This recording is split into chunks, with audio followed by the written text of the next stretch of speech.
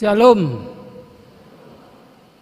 Saudara-saudari yang kekasih di dalam nama Tuhan Yesus Kristus, sebelum kita memasuki ibadah kebaktian kita, mari kita persiapkan hati dan pikiran kita saat teduh sejenak.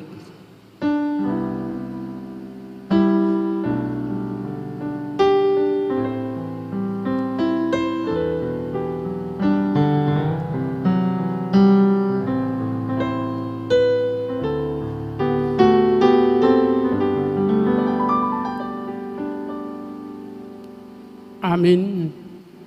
Mari kita puji Tuhan dari Kidung Jemaat nomor 3 ayat 1 sampai 3.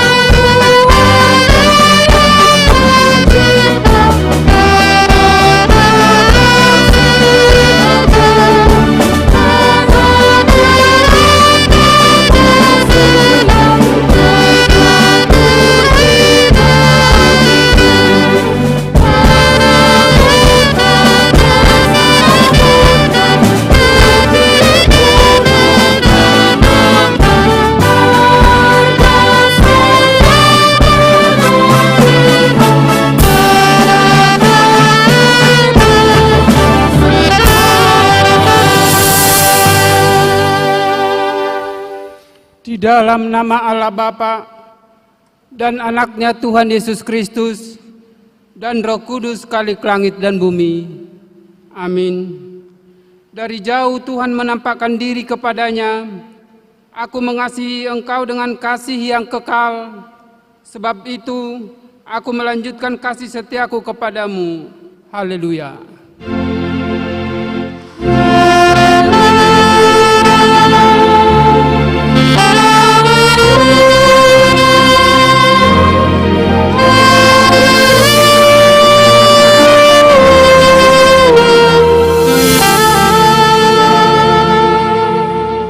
Berdoa.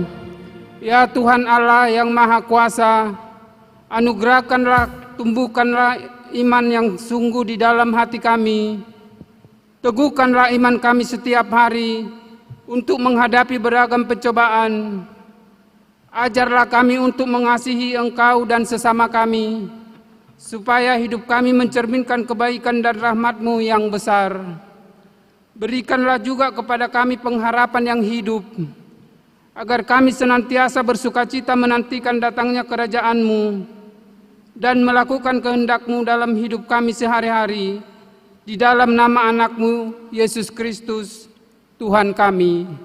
Amin.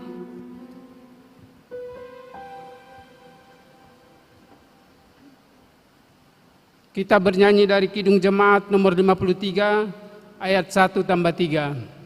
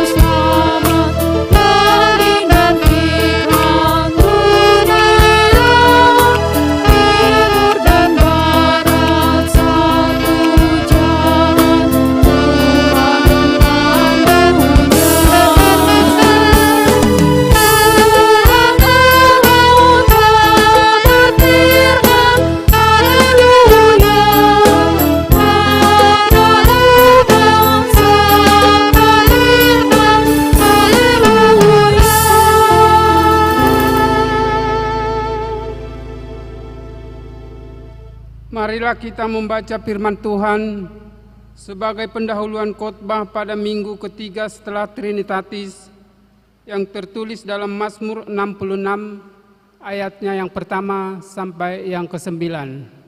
Seperti biasa, mari kita baca secara bergantian dan di ayat ke-9 atau ayat terakhir kita baca bersama.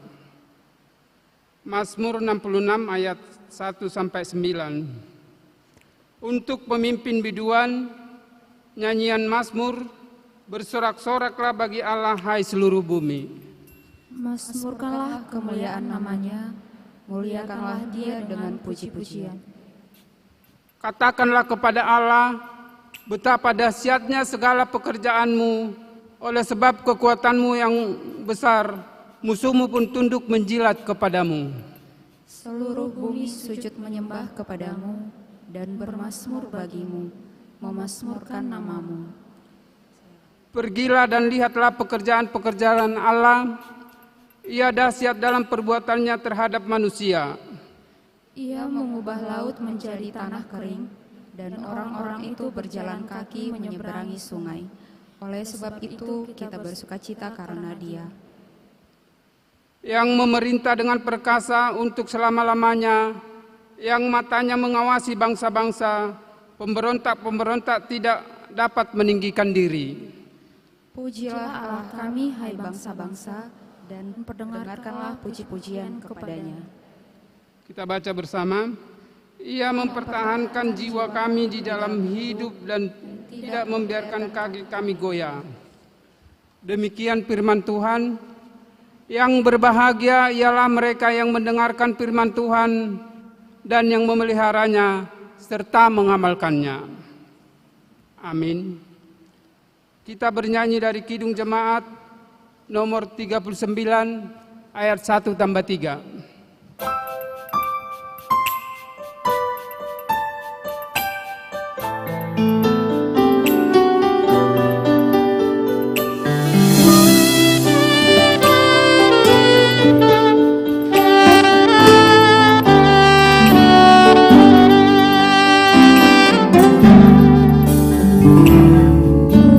Puji beri, Tuhan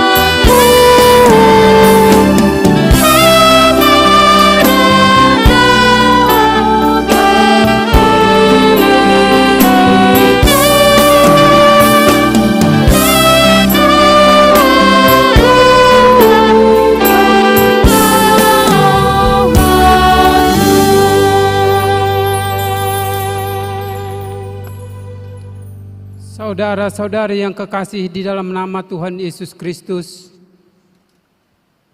dalam perjalanan hidup kita selama ini, sering kita bisa membuat luka hati orang, teman, bahkan saudara kita sendiri. Untuk saat ini, mari kita datang memohon ampunan kepada Tuhan. Kita berdoa dalam hati masing-masing.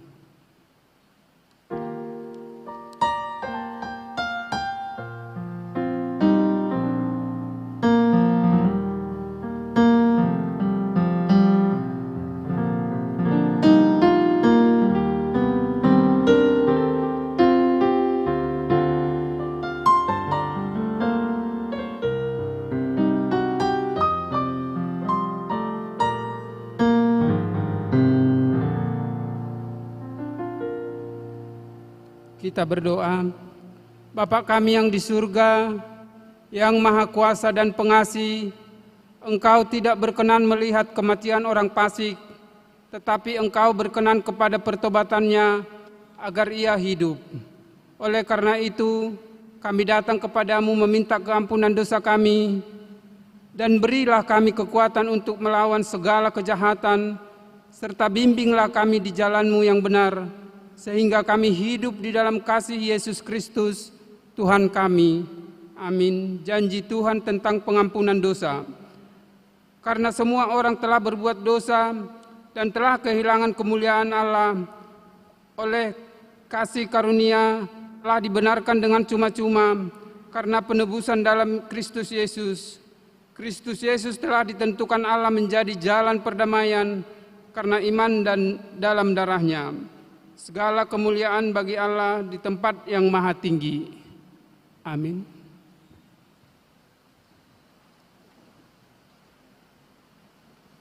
Kita bernyanyi dari Kidung Jemaat nomor 416 ayat 1 dan 2.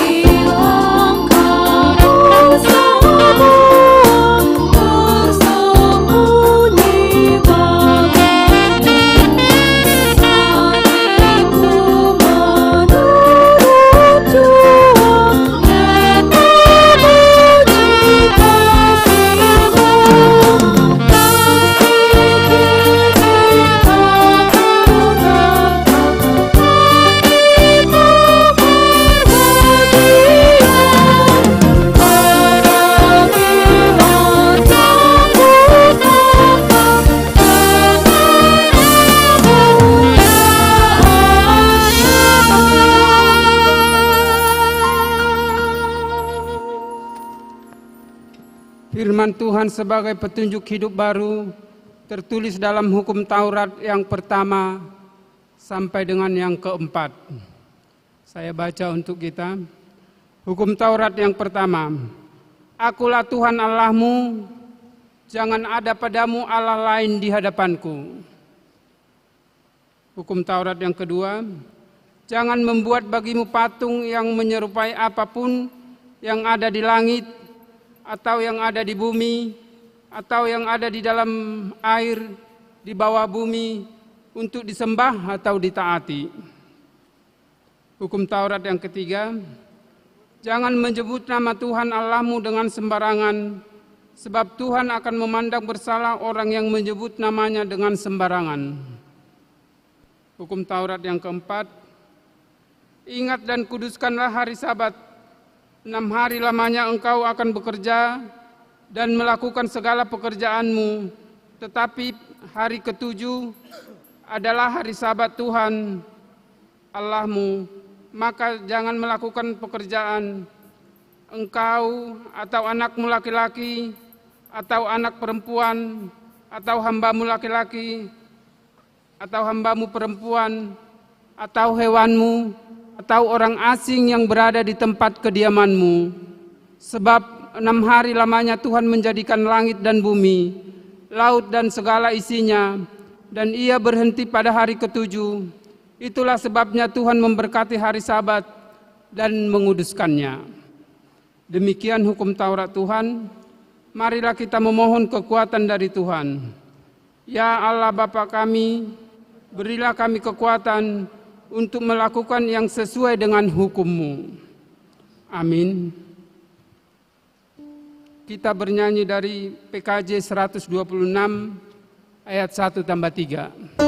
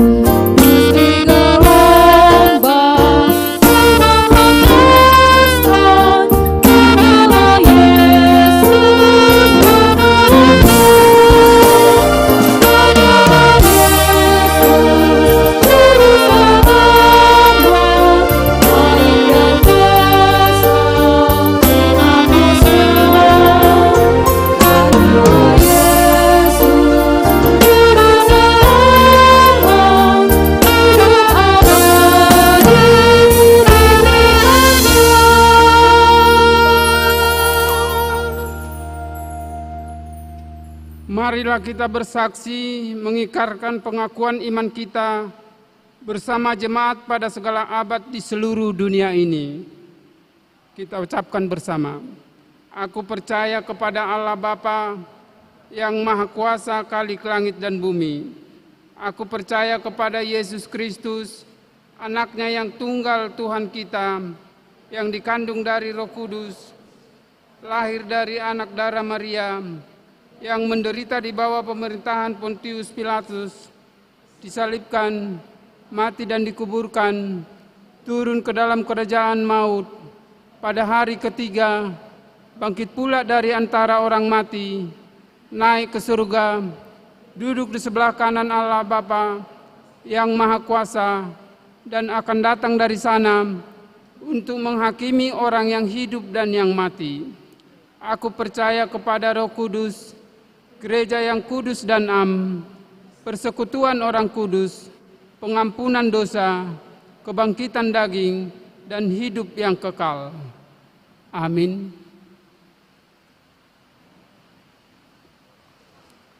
Untuk menyambut sabda Allah, kita bernyanyi dari Kidung Jemaat nomor 427 ayat 1-3. Yesus,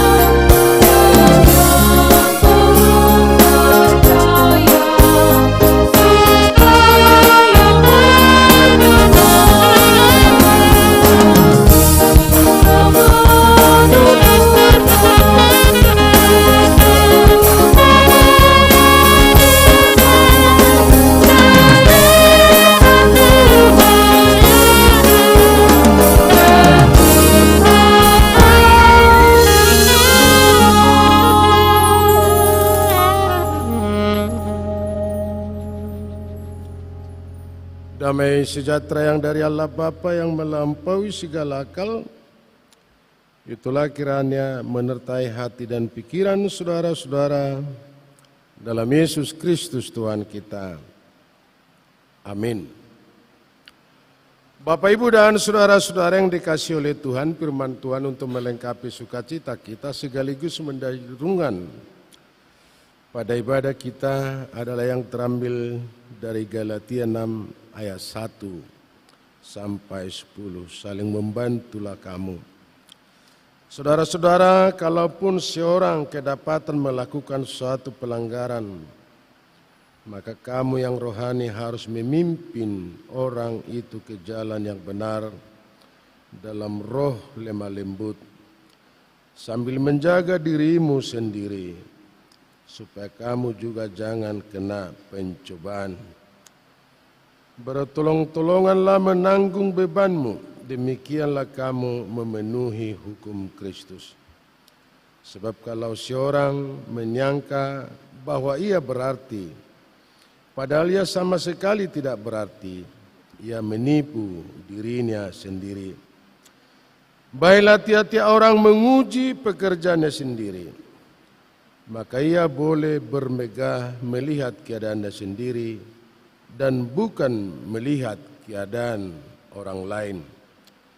Sebab tiap-tiap orang akan memikul tanggungannya sendiri. Dan baiklah dia yang menerima pengajaran dalam firman, membagi segala sesuatu yang ada padanya dengan orang yang memberikan pengajaran itu. Jangan sesat, Allah tidak membiarkan dirinya dipermainkan. Karena apa yang ditabur orang, itu juga yang akan dituai. Sebab barang siapa menabur dalam dagingnya, ia akan menuai kebinasaan dari dagingnya. Tetapi barang siapa menabur dalam roh, ia akan menuai hidup yang kekal dari roh itu.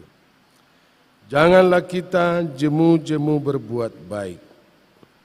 Karena apabila sudah datang waktunya, kita akan menuai jika kita tidak menjadi lemah. Karena itu selama masih ada kesempatan bagi kita, marilah kita berbuat baik kepada semua orang, tetapi terutama kepada kawan-kawan kita seiman. Demikian Bapak, Ibu, dan saudara-saudara yang dikasihi oleh Tuhan, kalau kita berbicara di antara satu dengan yang lain, dan sekaligus berkata bahwa ajaran kekristenan adalah kasih, dan itu benar. Tapi sekaligus ini diperhadapkan dalam komunitas tertentu di antara sesama kita, dan dipertanyakan apakah enak menjadi agama Kristen. Lalu sebagian menjawab sangat enak menjadi agama Kristen. Tapi berhenti dulu di situ, stop, jangan kita lanjutkan, karena nanti akan kita bicarakan soal kehidupan orang Kristen. Tapi banyak orang berbicara gak perlu menjadi orang Kristen. Karena apa? Karena orang Kristen selalu berbicara tentang kasih, tapi perbuatannya jauh dari kasih. Orang Kristen selalu berbicara tentang kemurahan, tapi yang dipraktekkan dalam hidupnya sehari-hari sangat bertentangan dan bukan kemurahan. Sekalipun tadi jawaban itu dari berbagai pihak, dari berbagai latar belakang, di mana ada jawaban orang Kristen enak, tapi tidak perlu menjadi orang Kristen karena jauh dalam soal pengajaran, bukan kasih, bukan kemurahan, bukan belas kasihan yang dilakukan. Dan tidak perlu belajar agama Kristen, pokoknya hidup kita melakukan kasih. Tidak perlu belajar teologi, yang jelas, yang lebih penting, hidup kita bisa berkenan di antara semua orang. Dan itulah yang dibicarakan oleh Rasul Paulus, saling membantu di antara satu dengan yang lain. Ada apa yang terjadi di jemaat Galatia Bapak Ibu dan saudara-saudara? Silakan kita melihat dulu Galatia 5 ayat yang terakhir. Ayat 25, jikalau kita hidup oleh roh, baiklah hidup kita juga dipimpin oleh roh. Dan janganlah kita gila hormat, janganlah kita saling menantang dan saling mendengki. Dan itulah sebabnya tadi saya berbicara tentang ajaran-ajaran kekristenan, tapi justru dalam komunitas itu saling ada pertentangan di antara satu dan yang lain, dan ada gila hormat dan saling mendengki, walaupun tuntutan agama Kristen adalah musuh peradaban zaman modern. Kalau tadi saya mengatakan enakkah menjadi agama Kristen, mungkin bagi saya tidak enak menjadi agama Kristen. Karena apa? Karena ajarannya adalah musuh peradaban zaman modern. Kasihanilah sesamamu manusia. Dan jikalau kamu dilempar dengan batu, balaslah dengan pisang. Tapi kita selalu ngomong janganlah pisang yang mentah, tapi yang masaklah supaya bisa langsung dimakan. Dan jikalau kamu ditampar pipi kirimu, kasihlah pipi kanan. Dan jikalau kamu diminta berjalan 1 mil, lakukanlah 2 mil. Bapak Ibu dan saudara-saudara, tidak berhenti di situ tentang ajaran kekristenan.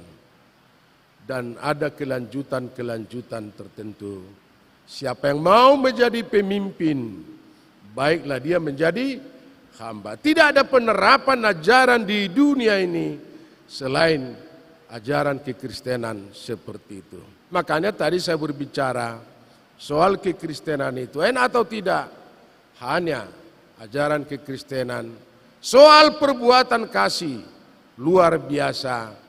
Dan kalau itu kita praktekkan dalam kehidupan kita sehari-hari, apa mungkin jikalau ada bajumu 2, kasihlah 1 terhadap orang miskin. Lalu kita akan ngomong, Pak Pendeta, Pak Pertua, Pak Penatua, itu kan bilangan 2. Tapi baju saya sudah lebih daripada 3. Tidak termasuk perhitungan. Dalam soal Alkitab, bilangan 3, 4, 5 dan seterusnya.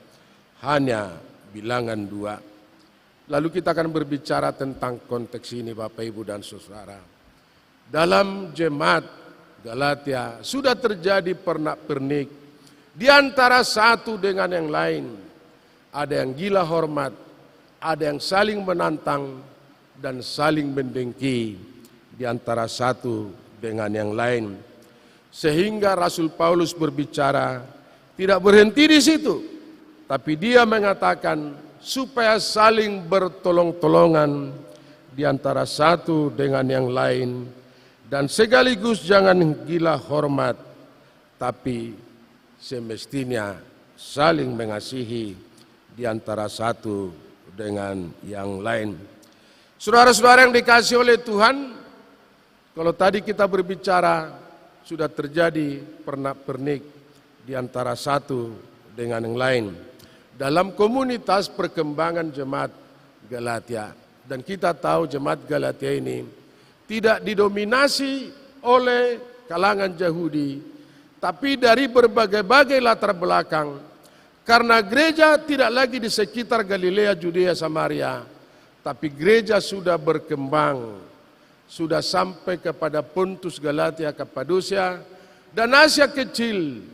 Tapi latar belakang yang berbeda membentuk komunitas dalam kalangan-kalangan tertentu soal berita tentang Alkitab, tentang pengajaran dan tentang doma. Di sana juga sudah bertumbuh di antara satu dengan yang lain. Ini sering saya katakan kepada gereja-gereja dan termasuk kepada kita semua, supaya kita tidak saling mengklaim bahwa kitalah yang paling baik, dan kita tidak mengklaim bahwa kitalah yang paling saleh dan kita yang paling jujur. Karena perjalanan gereja dulu itu tetap berlanjut, dan itu menjadi warisan gereja selalu diwarnai soal komunitas yang saling menjelek-jelekkan di antara satu dengan yang lain. Seolah-olah ajaran kita berbeda dengan ajaran lain. Pemahaman kita juga berbeda dengan agama yang lain. Sekali lagi kalau saya berbicara tentang perjalanan gereja, kalau dulu adalah gereja, rumah-rumah. Mereka makan bersama, berdoa bersama, bernyanyi secara bersama-sama sambil memuji Tuhan. Bahkan milik pribadi menjadi milik semua umum. Tapi jangan merasa heran Bapak Ibu dan saudara-saudara, di mana kerajaan Allah berdiri, maka disitulah kerajaan iblis berdiri. Hanya bedanya di mana kerajaan iblis berdiri, maka di sana kerajaan Allah tidak pernah berdiri. Itu bisa kita lihat soal penciptaan, di situ sudah terjadi iblis. Kalau tadi kita berbicara komunitas yang sudah terbangun, saling mengklaim dirinya, dan warna warisan gereja yang dari dulu, itu tetap mewarnai perjalanan gereja sekarang. Supaya kita tidak menjadi terheran-heran di antara satu ajaran tertentu, agama tertentu, berbeda-beda di antara satu dengan gereja yang lain. Kalau dulunya itulah perjalanan gereja. Makan bersama, minum bersama, berdoa secara bersama-sama, dan memuji Tuhan secara bersama-sama. Tapi gereja yang semakin berkembang, kita lihat bukan lagi gereja rumah-rumah, tapi gereja kudus dan am, dan ada gereja 3 sekawan, tapi sekarang adalah gereja yang berziarah. Gereja yang tetap mencari identitasnya. Sehingga gereja Pentakosta berbeda dengan gereja Protestan dan saling mengklaim Bapak Ibu dan saudara-saudara. Di gereja-gereja tertentu selalu ada bahasa-bahasa roh. Lalu gereja yang selalu mendominasi bahasa-bahasa roh ngomong berbicara kepada kita, di gereja kalian tidak ada pergerakan roh dan tidak ada bahasa roh. Rasul Paulus berbicara tentang itu. Saya lebih pandai berbahasa roh daripada saudara-saudara, tetapi walaupun beribu kata-kata yang saya katakan, tapi orang tidak mengerti, lebih bagus saya berbahasa beberapa kalimat, tapi itu bisa dimengerti. Dan Rasul Paulus berbicara, berbahasa roh silakan, bernubuat silakan, tapi bernubuat bisa berhenti, berbahasa roh bisa berhenti, tapi melakukan kasih tidak boleh berhenti. Dan saudara-saudara, kalau kita lanjutkan, di antara gereja-gereja tertentu, pernak-pernik yang saling mengklaim, saling menyalahkan orang lain, dan sampai sekarang itu sudah terjadi. Sehingga ada gereja yang harismatik, dan kita adalah gereja yang rematik. Karena apa Bapak Ibu dan saudara-saudara? Tidak ada goyang-goyang, tidak ada tepuk tangan, dan tidak ada haleluya, dan tidak ada bahasa roh. Tapi semuanya saling membangun. Bapak Ibu dan saudara-saudara, tidak berhenti di situ. Apa yang dikatakan oleh Rasul Paulus tentang komunitas, hal-hal yang prinsip, mari kita menyatu. Tapi yang tidak prinsip, mari kita saling menghargai. Mana yang prinsip? Satu Allah, satu Tuhan, satu Yesus. Soal tata ibadah, mari kita saling menghargai. Sehingga dengan demikian, gereja-gereja tertentu tidak mengklaim dirinya yang paling saleh daripada yang lain. Sesuai dengan tema khotbah kita, Rasul Paulus berbicara kepada kita, dan sesuai dengan itu juga supaya kita saling membantu berbuat baik kepada semua orang. Kalau saya mau tanya, manakah lebih gampang melakukan yang baik daripada melakukan yang jahat? Lalu kita akan ngomong, pasti melakukan yang jahat itulah yang paling gampang. Mana yang tidak disukai oleh orang, justru itu yang kita lakukan. Tapi mana yang disukai oleh orang lain, justru itu yang tidak kita lakukan. Sekali lagi, manakah lebih baik? Lebih gampang melakukan yang tidak baik daripada yang jahat. Adik-adik, mana lebih gampang?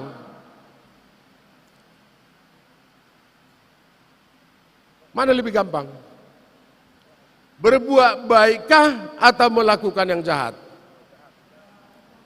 Ya, pasti itu jawaban kalian. Pasti melakukan yang jahat. Tapi sebenarnya jauh lebih gampang melakukan yang baik daripada yang jahat. Kalau ada yang kita punya Bapak Ibu dan saudara-saudara, nah ini untukmu, ini untuk kau. Daripada kita mengambil milik orang lain, kita sudah mengatur strategi kapankah itu kita ambil, dan kalau kedapatan apakah jawaban kita, dan kalau sudah kedapatan apakah kita lari, dan lain-lain sebagainya. Lebih sederhana, lebih praktis, jauh lebih gampang melakukan yang baik daripada yang jahat, supaya itu tidak kita rujuk-rujuk dan kita mengatakan jauh lebih gampang melakukan yang jahat daripada yang baik. Sekali lagi, jauh lebih gampang melakukan yang baik daripada yang jahat. Lalu Rasul Paulus berbicara supaya jangan jemu-jemu melakukan yang baik.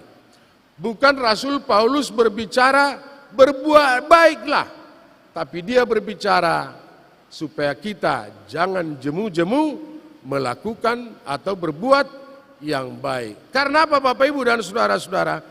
Karena perbuatan yang baik sudah terjadi di jemaat Galatia.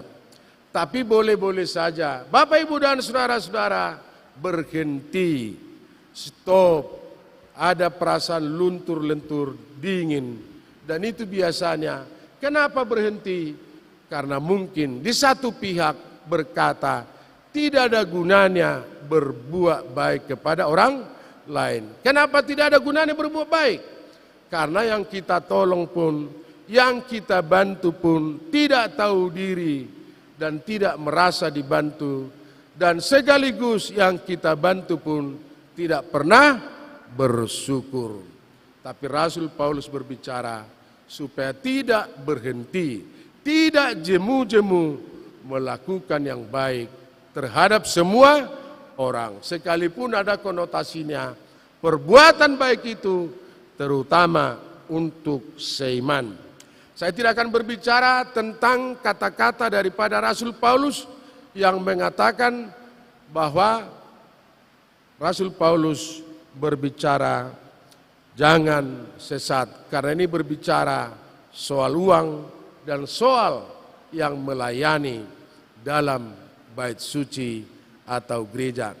Karena biasanya pendeta-pendeta Protestan tidak mampu berbicara tentang fasilitas yang menyangkut gereja itu.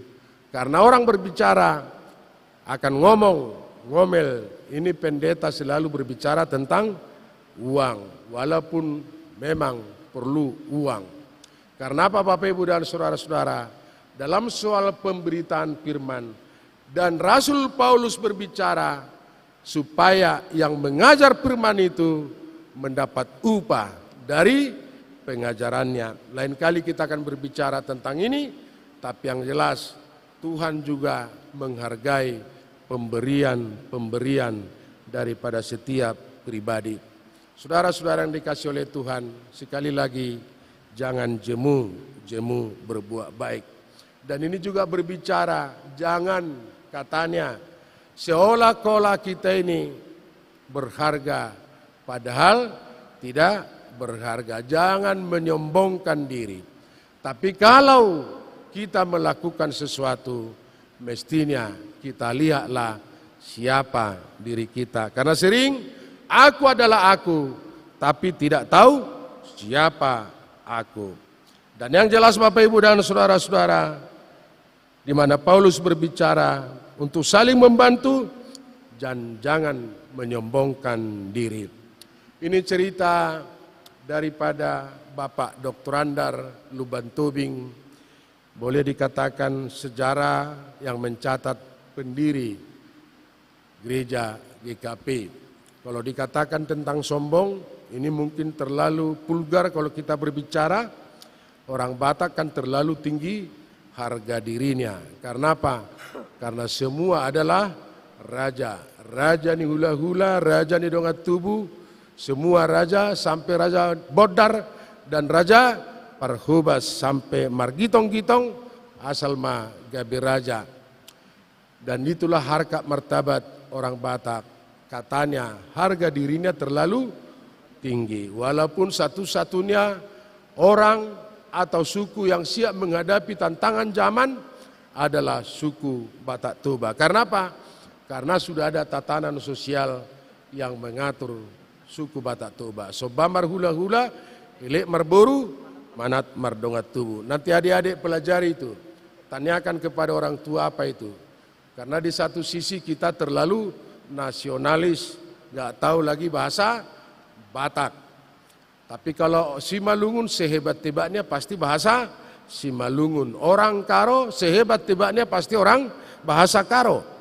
Dan kalau si Piro Akola dimanapun komunitas mereka pasti bahasa si Piro. Tapi orang Batak kadang-kadang bahasa Indonesia, kadang-kadang bahasa Batak. Siapa tahe eda katanya. Sudah edanya tapi masih ditanya siapa tahe eda. Kadang-kadang bahasa Indonesia, kadang-kadang bahasa Batak. Bapak Ibu dan saudara-saudara tadi berbicara tentang Dr. Andar. Supaya di gereja-gereja ini di mana-mana pun ya berbuatlah sebagaimana mestinya dan berlakulah sebagaimana seharusnya. Jangan menyombongkan diri. Dan Dr. Andar bercerita di Jerman katanya ada gereja yang besar tapi pintunya tidak lebih daripada 1 meter. Saya kurang tahu di mana itu gereja, walaupun saya sudah beberapa kali dari Jerman, tapi gereja itu belum saya ketemukan entah di gereja di daerah mana. Dan semua orang pasti terheran-heran karena tidak seimbang bangunan ini dengan pintu.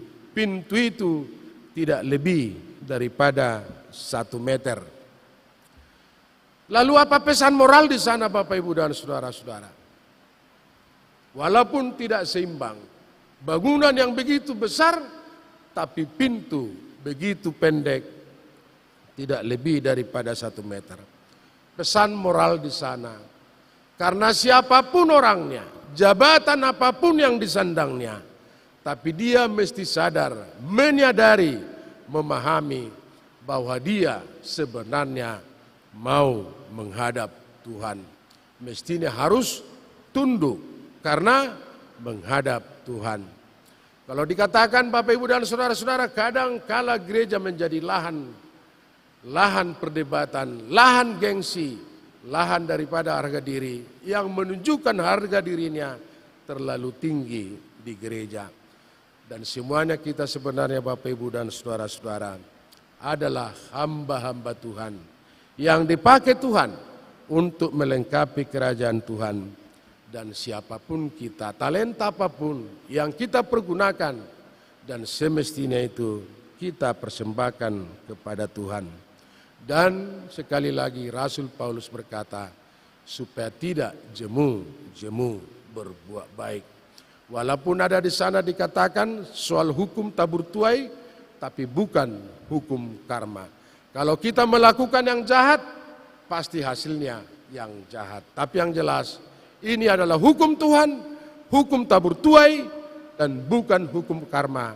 Dan percayalah, siapa-siapa yang melakukan yang baik, tidak akan sia-sia. Dan kita ingat, perintah kasih yang diperintahkan, karena Tuhan berbicara, kasihanilah Tuhan Allahmu, dengan segenap akal budimu. Dan sekaligus itulah hukum yang terutama jikalau kita mengasihi sesama kita. Kehadiran kita di antara kita menjadi sahabat yang bisa saling tolong menolong, bisa meringankan penderitaan yang timbul di tengah-tengah masyarakat. Jangan berbicara tentang kasih tapi tidak melakukan kasih. Jangan berbicara tentang kemurahan tapi tidak melakukan yang baik terhadap sesama.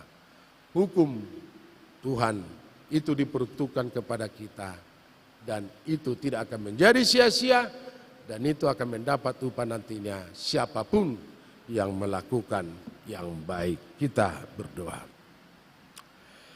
Bapa di sorga, terima kasih Tuhan buat firman yang sudah kami dengar, dan terima kasih buat sapaan Tuhan, supaya kami tidak jemu-jemu untuk berbuat baik terhadap sesama kami. Kami sering berbicara tentang kasih, tapi kami justru tidak melakukan kasih. Kami sering berbicara tentang kemurahan, tapi justru yang kami lakukan bukan kemurahan. Ampuni kami Tuhan, karena kadang kala pembicaraan kami tidak sesuai dengan apa yang kami perbuat. Dan kadang kala kami lupa yang harus kami ingat, dan yang harus kami ingat kami lupakan. Yang harus kami lakukan tidak kami laksanakan. Dan yang semestinya kami tidak melaksanakannya, justru itu yang kami lakukan. Bapa di sorga, kearifan sorgawi akan tetap menuntun kami, supaya kami bisa melakukan yang sesuai dengan kehendak Tuhan. Dan segala sesuatunya yang kami lakukan adalah menjadi kehendak Tuhan. Dan kami percaya Tuhan, jikalau kami melakukan yang baik, dan itu tidak akan sia-sia, dan di kemudian hari kami akan mendapat balasan dari Tuhan, di mana Tuhan memperuntukkan kepada setiap orang yang melakukan kasih. Sebentar lagi Tuhan kami akan berpisah. Izinkan kami berpisah, tapi pertemukan kami kembali lagi Tuhan dalam suasana sukacita.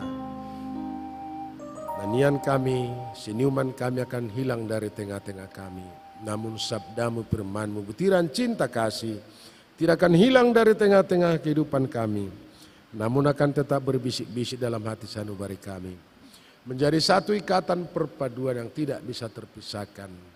Dan sekaligus merupakan kebaikan di antara sesama kami. Terima kasih Bapa di sorga. Kami berdoa dan mengucap syukur dalam Yesus Kristus Tuhan, Juru Selamat kami yang hidup. Amin. Kita kembali lagi memuji Tuhan. Kita bernyanyi dari 300. Jiwaku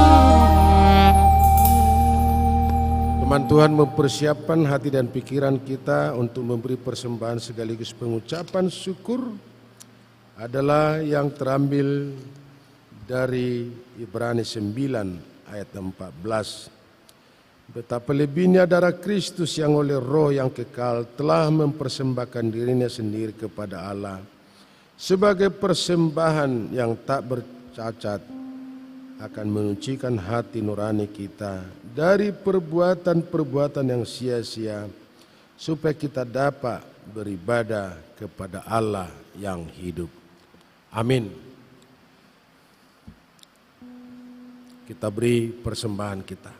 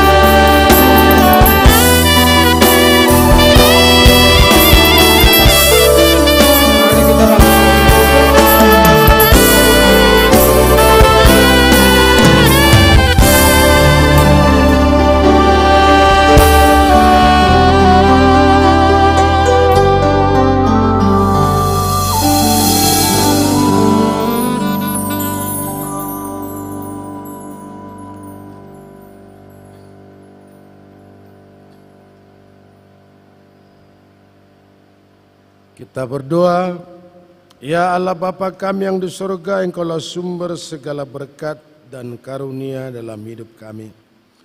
Di sini kami mempersembahkan kurban syukur kami kepadamu. Terimalah persembahan umat-Mu dan berkatilah menjadi alat kesaksian, persekutuan dan pelayanan jemaat-Mu ini. Jadikanlah hidup kami persembahan yang berkenan kepadamu, dan pakailah hidup kami untuk turut menghadirkan tanda-tanda kerajaan-Mu. kasih keadilan, damai sejahtera, dan sukacita. Bukalah hati kami oleh Roh Kudus-Mu, agar kami senantiasa mengucapkan syukur kepadamu. Dalam nama Yesus Kristus Tuhan kami. Amin. Mari bersuka semua atas kedatangan Tuhan, kasih perjanjiannya sebenarnya selamanya.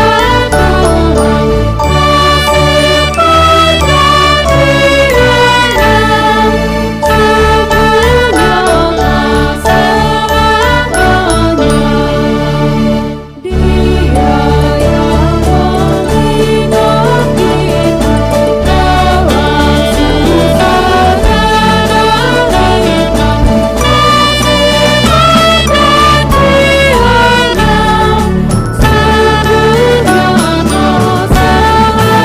derita,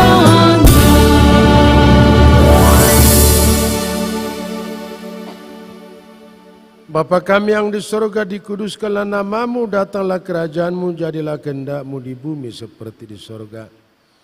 Berikanlah kami pada hari ini makanan kami yang secukupnya, dan ampunilah kami akan kesalahan kami, seperti kami juga mengampuni orang bersalah kepada kami. Dan janganlah membawa kami ke dalam percobaan, tetapi lepaskanlah kami dari yang jahat.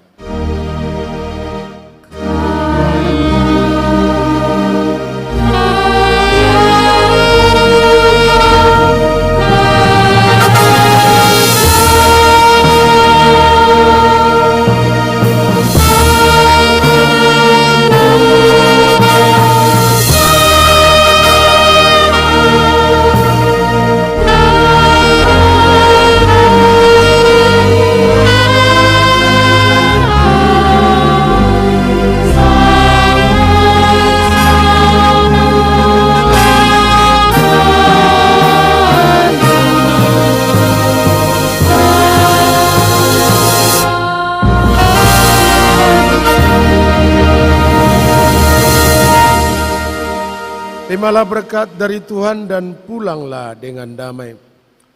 Tuhan memberkati dan melindungi saudara. Tuhan menyinari saudara dengan wajah-Nya dan memberi saudara kasih karunia. Tuhan menghadapkan wajah-Nya kepadamu dan memberi engkau damai sejahtera.